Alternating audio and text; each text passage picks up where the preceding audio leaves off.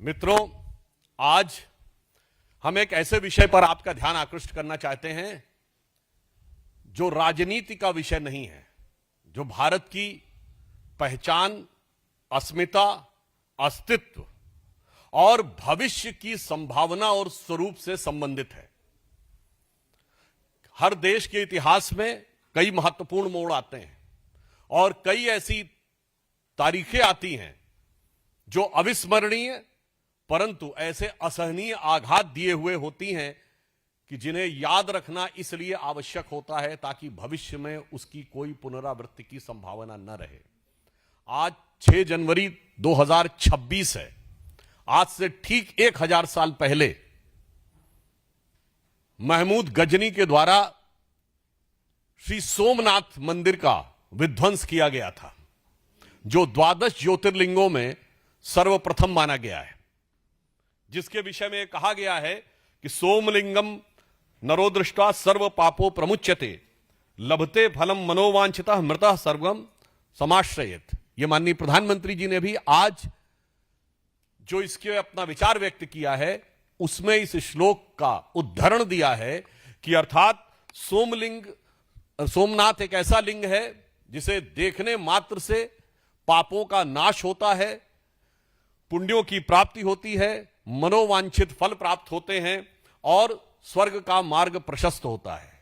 यह सिर्फ एक आस्था का विषय नहीं है, इसका महत्व भारत के लिए क्या था और आज ही इसको याद करने की आवश्यकता क्यों है, इसके लिए मैं ध्यान दिलाना चाहूंगा कि जब सोमनाथ की पुनर्स्थापना हो रही थी तो 11 मई 1951 को भारत के प्रथम राष्ट्रपति डॉक्टर राजेंद्र प्रसाद जी ने कहा था at the inaugural ceremony of Somnath, it is my view that the reconstruction of Somnath temple will be completed on the day when not only the magnificent edifice will arise on the foundation, but the mansion of India's prosperity will be really that prosperity of which ancient temple Somnath was a symbol. अर्थात उन्होंने कहा कि सोमनाथ की पूर्ण प्रतिष्ठा उस दिन नहीं होगी जिस दिन उस दिन नहीं होगी जिस दिन भव्य रूप में वह मूर्ति और मंदिर प्रतिष्ठापित होगा, बल्कि उस दिन पूर्ण मानी जाएगी जिस दिन भारत की समृद्धि का शिखर भी उसी प्रकार उठता हुआ दिखाई पड़ेगा जिस समृद्धि से आकर्षित होकर यह क्रूर बर्बर आतंकी आक्रमण किया गया था। और आज 1000 वर्ष के बाद अगर हम देखें तो 1951 में सरदार पटेल के प्रयास से और जवाहरलाल नेहरू जी के पुरजोर विरोध के बावजूद प्रथम राष्ट्रपति डॉक्टर राजेंद्र प्रसाद जी की उपस्थिति में यह स्वप्न साकार हुआ था। और आज प्रधानमंत्री श्री नरेंद्र मोदी जी के नेतृत्व में जो बात डॉक्टर राजेंद्र प्रसाद जी ने कही थी कि समृद्धि की तरफ जब भारत बढ़ेगा तो यह पूर्ण होता हुआ दिखाई पड़ेगा, तो आज पूर्णता की तरफ बढ़ रहे हैं। जब हम चौथी बड़ी इकोनॉमी है, चौथे बड़े स्टॉक एक्सचेंज हैं, तीसरे बड़े ऑटोमोबाइल मैन्युफैक्चरर हैं, दूसरे बड़े मोबाइल हैंडसेट के मैन्युफैक्चरर हैं और डिजिटल ट्रांजैक्शन में दुनिया के नंबर 1 देश ही नहीं है, वर्ल्ड की सारी मेजर इकोनॉमीज में लगातार 2 साल से फास्टेस्ट ग्रोइंग इकोनॉमी है। अर्थात जो सोमनाथ के संकल्प का विचार था वो आज चरितार्थ होता हुआ नजर आ रहा है। दूसरी बात यह आती है कि इसको आज स्मरण रखने की क्यों आवश्यकता है, क्योंकि इस देश की अस्मिता के साथ एक बहुत घिनौना मजाक किया गया। मैं घिनौना मजाक शब्द इसलिए कहता हूं, हमारी जनरेशन के आप सब लोगों ने पढ़ा होगा, इतिहास में पढ़ाया जाता है कि साहब जो कुछ मोहम्मद गजनी ने किया सोमनाथ पे वो तो केवल पैसा लूटने के लिए किया था, उसका कोई धार्मिक भावना से लेना देना नहीं था। और इतना ही नहीं, और इसका स्रोत कहां से आता है, पंडित जवाहरलाल नेहरू की डिस्कवरी ऑफ इंडिया। जो मूल एडिशन 1948 में छपा है उसमें 161 और बाद के एडिशन में 240 के आसपास आ जाता है, तो पेज नंबर वेरी कर सकता है, पर आप जाकर चेक कर सकते हैं। वो कहते हैं Mahmud was far more a warrior than a man of faith. Like many other conquerors, he used to exploit the name of religion for its conquest. India was to him just a place from which he could earn the treasures and material. यानी वो कोई धार्मिक उन्मादी नहीं था, वो तो पैसा कमाने के लिए आया था और उसके लिए भारत में आकर सिर्फ पैसा प्राप्त करना ही उसका उद्देश्य था। और आगे वो लिखते हैं कि वो कला का कितना बड़ा प्रेमी था कि जब वो मथुरा में एंटर करता है तो वो इतना प्रभावित हो जाता है वहां की स्थापत्य कला को देख के। The building interested him was so much impressed by the city of Mathura from Delhi. All about he wrote that there was 1,000 edifices from which the faith has fallen, nor it's likely the city attained the present. वो कहते हैं कि वो देखकर इतना अभिभूत हो जाता, कहता लगता ही नहीं इतनी सुंदर मूर्तियां और सुंदर मंदिर और सुंदर भवन मनुष्यों के बनाए हुए हैं, तो जिन्न के बनाए हुए हैं। और कहते देखिए जवाहरलाल नेहरू जी कहते हैं कि महमूद गजनी कितना कला का प्रेमी था, जबकि उन्होंने जिस बुक से लिया है वो उसके साथ आए हुए खुद के इतिहासकार उतबी ने अपनी किताब तारीख यामनी में लिखा है कि जिस समय उसने मंदिर पे कैप्चर कर लिया और वहां के समस्त पुरोहित और राजा उनके पास गए और उन्होंने कहा कि शिवलिंग को खंडित मत करिए, इसके बदले में हम आपको लाखों स्वर्ण मुद्राएं देंगे। और उनके एडवाइजर्स को लगा कि एक अच्छा मौका है, हमें एक पत्थर से क्या लेना देना है, अगर इतना मिलता है। तो ये खुद महमूद गजनी के साथ आए हुए इतिहासकार, जिससे ये प्रेरणा ले रहे हैं नेहरू जी और उनके बाद उनके गोत्र के समस्त इतिहासकार, वो क्या लिखता है, कहता महमूद ने मना कर दिया। किस लिए मना कर दिया? वो कहता है इसलिए कि मैं चाहता हूं कयामत के दिन मैं एक बुत शिकन के रूप में जाना जाऊं, ना कि बुत परस्तों के साथ सौदागरी करने वाले एक गलीच बुत फरोश के रूप में। यानी शुद्ध हिंदी में कह देता हूं, अर्थात मैं चाहता हूं कि कयामत का दिन आए तो मेरी ख्याति हो कि मैंने मूर्ति भंजक के रूप में मेरी ख्याति हो, ना कि मूर्ति पूजकों के साथ सौदागरी व्यापार करने वाले एक नीच इंसान के रूप में। अब बताइए जितने लेफ्टिस्ट और ये सब समझाते हैं, ये सारी थ्योरी डिमोलिश्ड जो उसी में लिखी हुई है, मगर इतिहास को कैसा डिस्टॉर्ट किया गया। और सुनिए जो नेहरू जी ने लिखा डिस्कवरी ऑफ इंडिया में, जो कहा गया कि वो बड़ा प्रेमी था, ठीक इसी में, इसी किताब में, और ये n नंबर ऑफ रेफरेंसेस में बहुत लिखा गया है।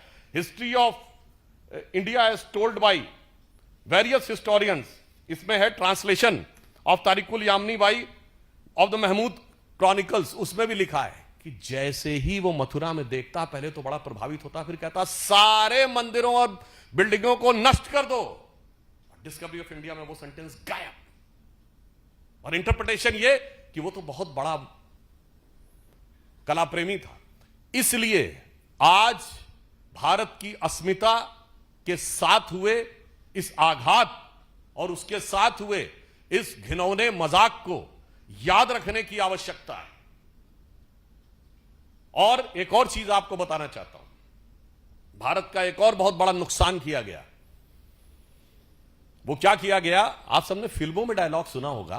एक वो पुरानी फिल्म थी 1991 की शायद, जिसमें दिलीप कुमार और राजकुमार दोनों थे, जिसमें उनका हेलीकॉप्टर लैंड कर जाता है, तो कहता लो बंदूक मार लो, तो कहता नहीं हम तुम्हें मारेंगे और जरूर मारेंगे, मगर तब जब बंदूक भी हमारी होगी, गोली भी हमारी होगी, इलाका भी हमारा होगा और वक्त भी हमारा होगा। ये डायलॉग सिर्फ फिल्मों में सुना होगा, परंतु ऐसा नहीं है। महमूद गजनी के साथ आए हुए इतिहासकार ने लिखा है कि एक हिंदू शाही डायनेस्टी थी, आप में तो अब किसी को नाम में नहीं पता होगा, उसकी राजधानी काबुल थी, जिसका नरेश धर्मपाल जब ये लूट के गया और धर्मपाल से युद्ध के बाद भी वो गया और आज के जो कजाकिस्तान की तरफ, और उसे पता चला कि तुर्क राजाओं ने महमूद गजनी को घेर लिया है। तो अलबरूनी ने लिखा है, अलबरूनी ने लिखा है, क्या लिखा? उसने कहा जब घेर लिया है तो वो धर्मपाल उसको कहता है कि मैं 2000 घुड़सवार, 10,000 सैनिक और 100 हाथियों के साथ तुम्हारी मदद करने को आने को तैयार हूं, मगर किस लिए? इसलिए नहीं कि मैं तुम्हें बचाना चाहता हूं, इसलिए कि तुम्हें मारने का संकल्प मैंने लिया था, तो मैं अपने अलावा किसी और को तुम्हें पराजित करते हुए और तुम्हें मारते हुए नहीं देखना चाहता। ये वो चीज थी जिसने भारत को बचा के रखा, ना कि एक गाल के बदले दूसरा गाल आगे कर देने के सिद्धांत ने।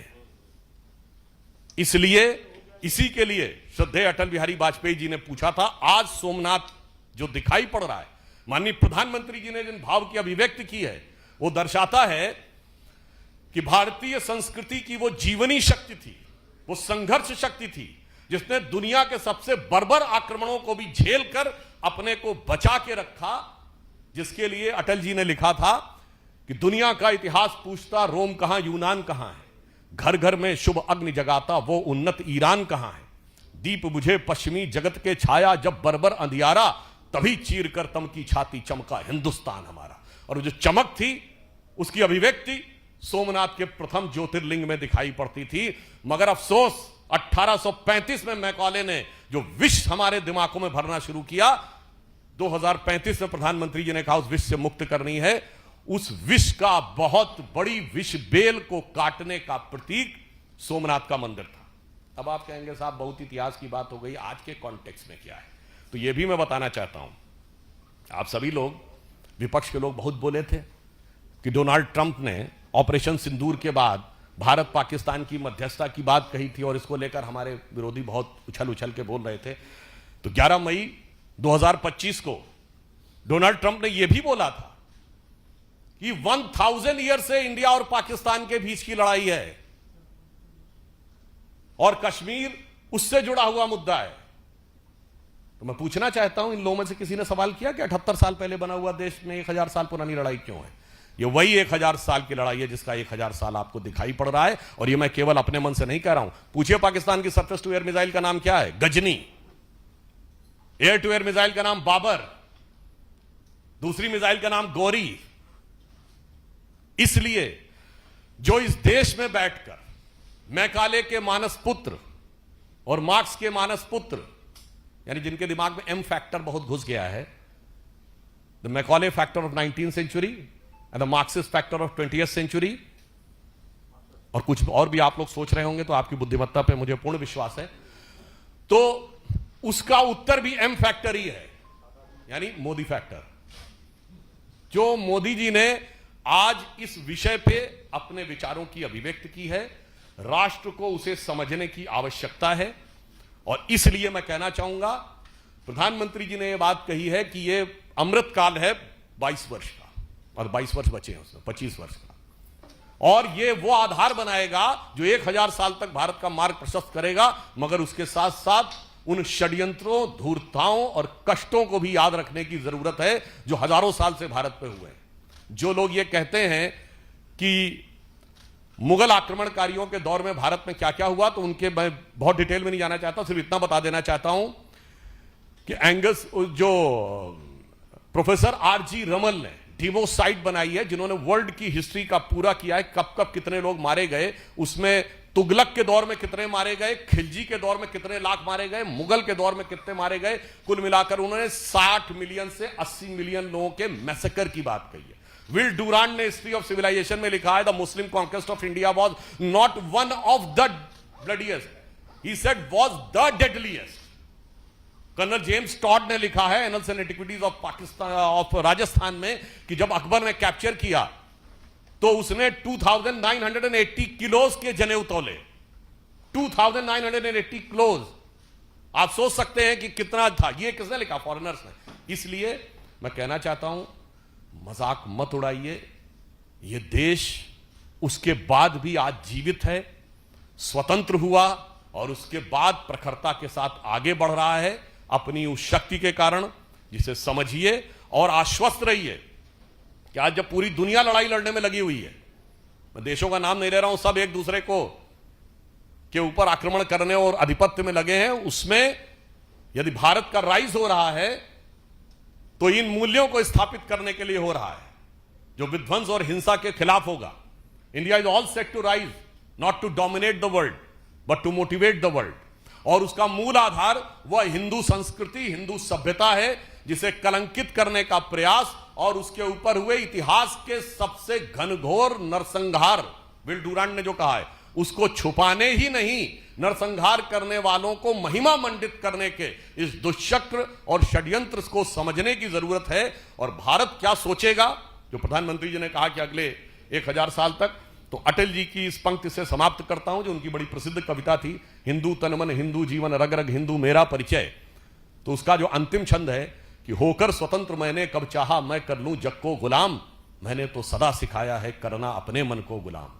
गोपाल राम के नामों पर कब मैंने अत्याचार किया, कब दुनिया को हिंदू करने घर घर में नरसंहार किया, कोई बतलाए काबुल में जाकर कितनी मस्जिद तोड़ी, भूभाग नहीं शत शत मानव के हृदय जीतने का निश्चय, हिंदू तन मन हिंदू जीवन, रग रग हिंदू मेरा परिचय।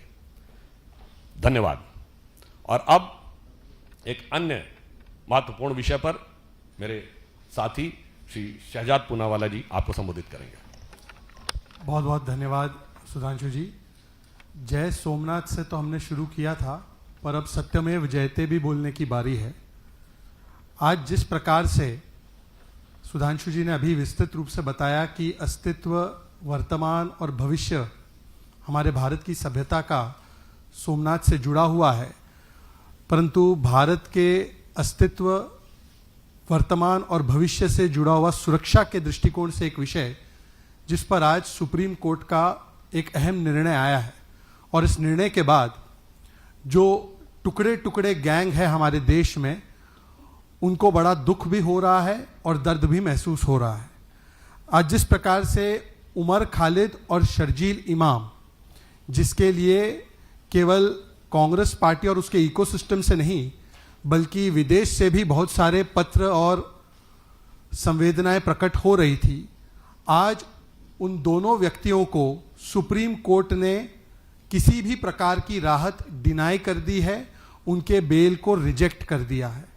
और केवल बेल रिजेक्ट ही नहीं किया बल्कि ये भी कहा कि जो इस प्रकार का अपराध उन्होंने किया है, प्रथम दृष्टया आतंकवाद और दिल्ली को जलाने के जो भी चार्जेस उनके खिलाफ लगाए गए हैं वो प्रथम दृष्टया सही साबित होते हैं। वो क्वालिटेटिवली एक डिफरेंट फुटिंग पर है, मतलब कि कोई आम अपराध नहीं किया है, बहुत ही गंभीर अपराध, देश को टुकड़े टुकड़े करने वाला अपराध, इस दृष्टिकोण से उसको देखा गया है। और यह भी कहा गया है कि जिस प्रकार से उन्होंने ये कृत्य किए, ये दिखाता है कि जो दिल्ली में दंगे किए गए वो दरअसल संयोग नहीं, सोचा समझा प्रयोग भी नहीं, मैं तो कहूंगा हिंदू विरोध का और यही M factor, vote bank factor का सबसे बड़ा उद्योग था। ये दंगे जो थे वो स्पॉन्टेनियस नहीं, स्पॉन्सर्ड थे। ये जो दंगे हुए वो ऑर्गेनिक नहीं बल्कि ऑर्गेनाइज थे, और उसके पीछे की मंशा थी कि यहां पर, जैसे अभी हमने हाल ही में कई देशों में देखा है, जिसके लिए दुआ इबादत भी रोज कांग्रेस के लोग, समाजवादी पार्टी के लोग करते हैं, कि हिंसात्मक रूप से यहां पर सत्ता का तख्ता पलट करवाया जाए। इस दृष्टिकोण से यहां पर हिंदू विरोधी नरसंहार जिस प्रकार से 1000 वर्ष पहले भी हमने देखा था, उसी प्रकार से करवाया गया। मतलब उस समय पर जो खलनायकों का महिमा मंडन करने का काम आज भी कांग्रेस का इकोसिस्टम करता है, गजनी और गौरी का, आज भी वो इकोसिस्टम दिल्ली को दहलाने वाले खलनायकों का महिमा मंडन आज भी करता है। और इसीलिए आज आपको याद होगा कि किस प्रकार से उमर खालिद और शर्जील इमाम, इन दोनों को कांग्रेस के एक नहीं अनेकों नेताओं ने, चाहे वो दिग्विजय सिंह हो, चाहे वो उदित राज हो, चाहे वो सलमान सोज हो, या चाहे वो कांग्रेस पार्टी का पूरा इकोसिस्टम हो, उन्होंने महिमा मंडित भी किया और उनको मासूम भटके हुए युवा के तरह पेश करने की कोशिश भी की गई। कुछ लोग उनको पॉलिटिकल प्रिजनर भी बता रहे थे। आज सवाल यह बनता है कि चाहे 1000 वर्ष पहले के जो खलनायक है उनके प्रति, मुगल आक्रांताओं के प्रति, या आज जो देश को टुकड़े टुकड़े करना चाहते हैं उनके प्रति, कांग्रेस पार्टी हमेशा, उनका इकोसिस्टम का हमेशा एक सॉफ्ट कॉर्नर क्यों होता है। सवाल नंबर 2, जिन लोगों ने भी उमर खालिद और शर्जील इमाम, और वही शर्जील इमाम जो कहता है कि देश के चिकन नेक को काट देना चाहिए, ऐसे बयान देने वाले व्यक्ति, उमर खालिद जो कहता है कि कश्मीर को भारत से अलग कर देना चाहिए, ऐसे बयान देने वाले व्यक्ति का समर्थन खुलकर ऑफिशियली कांग्रेस पार्टी ने किया। क्या कांग्रेस पार्टी आज माफी मांगेगी? तीसरा सवाल, हमेशा कांग्रेस का हाथ देश विरोधी टुकड़े टुकड़े गैंग के साथ क्यों? कभी ये अफजल गुरु के लिए कहते हैं अफजल हम शर्मिंदा है, कभी ये कहते हैं याकूब हालात का मारा था, कभी ये कहते हैं बाटला हाउस में जो मारे गए उनके लिए आंसू बहाती थी सोनिया गांधी जी, कभी ये नक्सलियों को शहीद बोलते हैं, और आज शर्जील इमाम और उमर खालिद के साथ भी यही इकोसिस्टम खड़ा है। तो सवाल यह बनता है कि कांग्रेस पार्टी, अब जबकि ये सुप्रीम कोर्ट का इतना बड़ा निर्णय आया है, तो क्या कांग्रेस पार्टी दिल्ली में मारे गए हमारे अंकित शर्मा जी के परिवार से, रतनलाल जी के परिवार से, दिलबर नेगी के परिवार से क्या नाक रगड़कर माफी मांगेगी? और केवल कांग्रेस ही नहीं, समाजवादी पार्टी, तृणमूल कांग्रेस, आम आदमी पार्टी, ताहिर हुसैन जिसके घर से पेट्रोल बम और क्या क्या नहीं बरामद हुआ, वो ताहिर हुसैन तो आम आदमी पार्टी का नेता था, केजरीवाल जी का सबसे करीबी, और बाकायदा संजय सिंह जी ने प्रेस वार्ता करके कहा था कि ताहिर हुसैन को इसलिए फंसाया जा रहा है क्योंकि वो मुसलमान है। अब आम आदमी पार्टी से भी सवाल है कि क्या ऐसे दंगाई, आतंकी, जिहादी मानसिकता वाले तत्वों को क्या एम फैक्टर के चलते ही संरक्षण दिया जा रहा था? तो आज इस विषय पर भी जो हम लोगों ने बात रखी है, इसके अतिरिक्त और कोई भी सवाल हो आपके बीच में तो आप सवाल पूछें। रवि का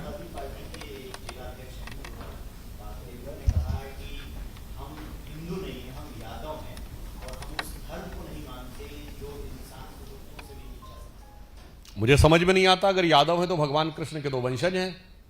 इसे कहते हैं मैकाले की मैरिजुआना। यदि किसी व्यक्ति को मैरिजुआना दिमाग में आ जाए ना, M factor, again I am saying the marijuana of Macaulay and Marx has been so embedded in his mind कि वो अपना मूल ही भूल गए कि भगवान विष्णु के दशावतारों में से एक योग योगेश्वर भगवान कृष्ण के वंशज। और ऐसा नहीं है, ये उनकी पार्टी का प्रॉब्लम है। उनके नेता को भी गायों में बदबू आती है और बकरे कटने में खुशबू आती है। और याद करिए दूसरे जो उन्हीं के वंश के हैं, लालू प्रसाद यादव जी, बिहार का चुनाव हुआ था, 30 अक्टूबर को गोपाष्टमी हुई थी। गाय का जो महत्व है भारत की संस्कृति में, गोपालक समाज सबसे बड़ा, अगर गाय से सर्वाधिक भावनात्मक संबंध है तो यादव समाज का है, गोपालक समाज। और गोपाष्टमी की पूजा करते हुए कोई फोटो देखी? नहीं। मुहर्रम के ताजिए के आगे झुके हुए देखी।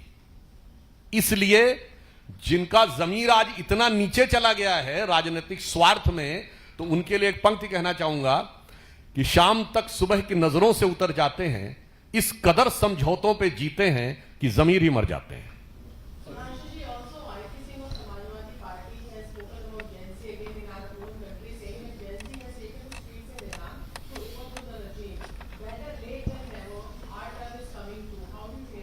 मुझे लगता है कि वैसे तो वो अनेक प्रकार चित्र विचित्र बात करते रहते हैं, परंतु उन्हें ध्यान रखना चाहिए, अगर जेनजी की तरफ देखना है तो उत्तर प्रदेश के हैं तो शुभांशु शुक्ला की तरफ देखें, जेनजी अंतरिक्ष में जा रहा है। अगर बिहार के हैं तो मैथिली ठाकुर की तरफ देखें, यंगेस्ट एमएलए और जो लोक संस्कृति को भारत में स्थापित कर रही है। और देखना है तो आईआईटी चेन्नई के उन बच्चों की तरफ देखें जिनका प्रधानमंत्री जी ने उल्लेख किया था अपने मन की बात कार्यक्रम में, कि जिन्होंने सैटेलाइट लिंक बनाने का काम किया। और देखना है तो आंध्र के गुकेश राजू की तरफ देखें जिसने वर्ल्ड चेस चैंपियनशिप जीती। और उसके बाद भी अगर और गौर से देखना है तो महाराष्ट्र के देवव्रत महेश रेके की तरफ देखें, जिसने कि वाराणसी में दंडक्रम पारायण के द्वारा शुक्ल यजुर्वेद के 2000 मंत्रों के दंडक्रम पारायण कॉम्बिनेशन में 2 लाख जो कॉम्बिनेशन बनते हैं उनका त्रुटिहीन सतत पाठ करके दिखा दिया। इसलिए मैं कह रहा हूं भाई, नजरें देखो, नजारा कितना बदला हुआ है। नजर पे से चश्मा हटाओ मोदी विरोध का, तब असली दुनिया दिखेगी। मुझे सवाल मिला कि कांग्रेस पार्टी अभियान शुरू कर रही है कि मनरेगा बचाओ पूरे देश भर में, आप लोग क्या करेंगे? क्योंकि देखिए, उनके अनेकानेक अभियान पहले भी जनता के द्वारा तिरस्कृत और उपहासित हो चुके हैं। मुझे लगता है कि ये बिहार की हार से कुंठाग्रस्त और बंगाल में घुसपैठिया परस्त कांग्रेस के मनोबल जो ध्वस्त हो चुका है, उस ध्वस्त मनोबल के ऊपर केवल अपने कैडर को एक मैसेज देने का, मैं कहूंगा, निष्फल होने वाला प्रयास है। या दूसरे शब्दों में कहें कि नाकाम हसरतों का जनाजा लेकर वो अब अपने कदम बढ़ाने जा रहे हैं। आपकी तरफ से कुछ होगा कि नहीं कि लोगों में अवेयरनेस आए, लोग नए कानून के बारे में जाने? मुझे लगता है देश की जनता बहुत प्रबुद्ध है और वो सभी बातों पे सजग है, और वो ये भी समझ सकती है कि हर बार जब राहुल गांधी जी विदेश जाते हैं कुछ ना कुछ आइटम होता है।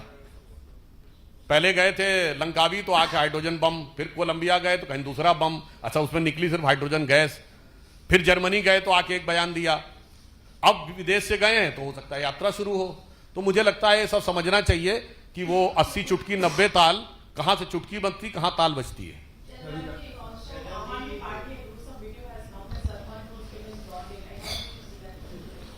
देखिए, आज एएपी का मतलब बन चुका है और अधिक पाप। और जिस प्रकार से जब से भगवंत मान जी की आम आदमी पार्टी की सरकार पंजाब में आई है, तब से कानून व्यवस्था पूर्ण तरीके से ध्वस्त हो चुकी है। अभी जो कल का वीडियो आया है जिसमें कि आम आदमी पार्टी से जुड़े हुए सरपंच की दिन दहाड़े अमृतसर में हत्या की जाती है, और वो भी हत्यारे अपना चेहरा भी नहीं ढाकते। मतलब कि पुलिस से कोई खौफ उन्हें महसूस नहीं होता। और केवल एक लौती ऐसी घटना नहीं है, हमने देखा है कि सिद्धू मूसेवाला की हत्या, किस प्रकार से आरपीजी का हमला मोहाली के हेडक्वार्टर पर, किस प्रकार से नशा माफिया बेलगाम घूम रहा है पंजाब में, इंटरनेशनल कबड्डी प्लेयर को भी मार दिया गया, आए दिन वहां पर ग्रेनेड अटैक्स होते हैं। तो ये साफ है कि जब से आम आदमी पार्टी आई है सरकार में, तब से वहां पर कानून व्यवस्था ध्वस्त है। भगवंत मान जी और सुपर सीएम केजरीवाल मस्त है, जनता त्रस्त है।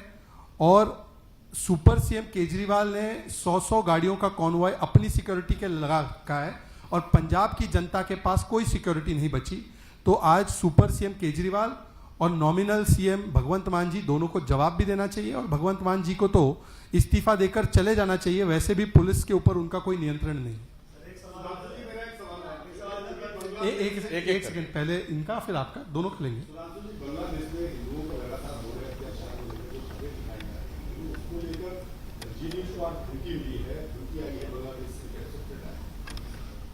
मुझे लगता है कि जहां तक भारत सरकार का संबंध है, भारत सरकार सतर्कता के साथ और दृढ़ता के साथ उस विषय का प्रतिकार कर रही है।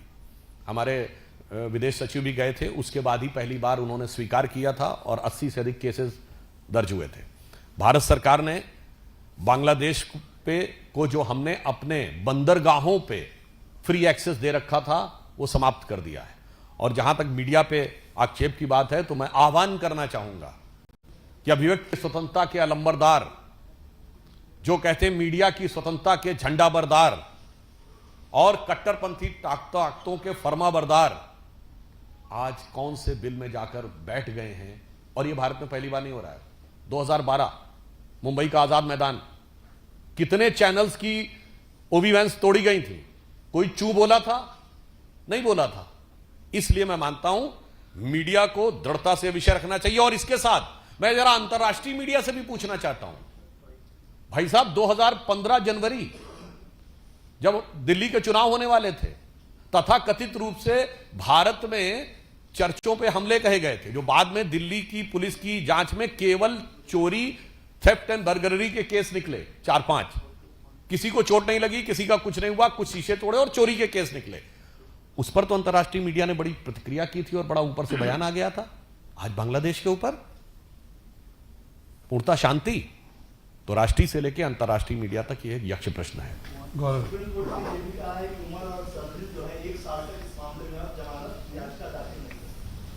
मुझे लगता है उस पर शहजाद जी स्पष्ट कर चुके हैं। जो न्यायिक प्रक्रिया है वो यथावत समझनी चाहिए, मगर एक बात अच्छी तरह समझनी चाहिए। इन लोगों ने 4 साल पहले बोला था कि चिकन नेक काट के अलग करना है, और बांग्लादेश में आज बोला जा रहा है। तो जिनके ऊपर सेक्युलरिज्म का खुमार चढ़ा हुआ है, जो सेक्युलरिज्म की सुरा में, सुरापान घन अंधकार में डूबे हुए हैं, जरा उनको 4 साल पहले के बयान और आज के बयान को मिलाकर देख लेना चाहिए। परंतु वो लोग उस नशे से बाहर नहीं निकल पाएंगे, क्योंकि सेक्युलरिज्म के कुएं में ही भांग पड़ी है। एक सूरदास का पुराना पद है ना, एक हो तो समझाइए आके, कूपे में ही भांग पड़ी है। तो जिसको देखो वही आज मदहोश है।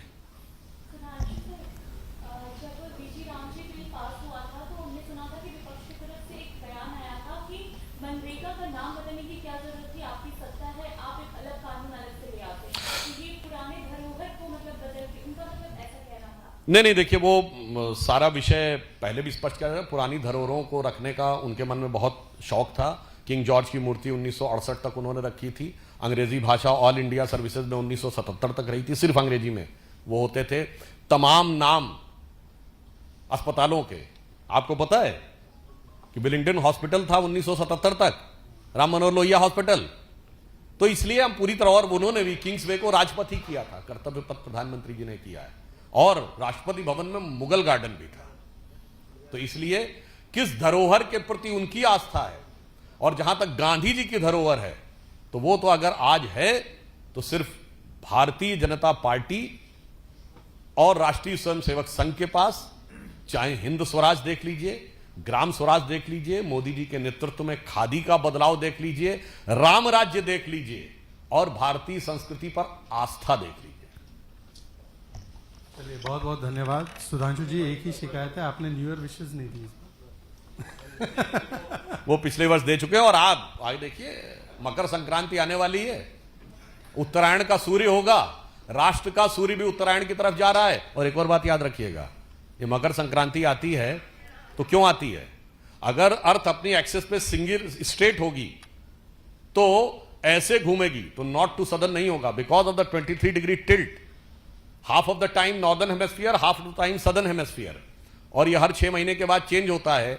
तो अर्थ की जो एक्सियल टिल्ट है उसी की वजह से मौसम चेंज होता है और इस पे जीवन रहता है। अन्यथा सेंटर में इतनी जो इक्वेटर के आसपास हाई टेम्परेचर होता और ऊपर वाले बर्फीले रेगिस्तान होते, ना मौसम बदलता ना जीवन होता। मगर ये याद रखिएगा, पितामह भीष्म ने इंतजार किया था उत्तरायण सूर्य का, यानी हमें महाभारत काल से एक्सियल टिल्ट और उससे होने वाले चेंज के बारे में पता था। और ये सब लोग जो एडविन हबल ने 1920 में एक्सपेंडिंग यूनिवर्स की थ्योरी दी, वो ज्ञानदेव पाणे बनकर हमको समझाते हैं।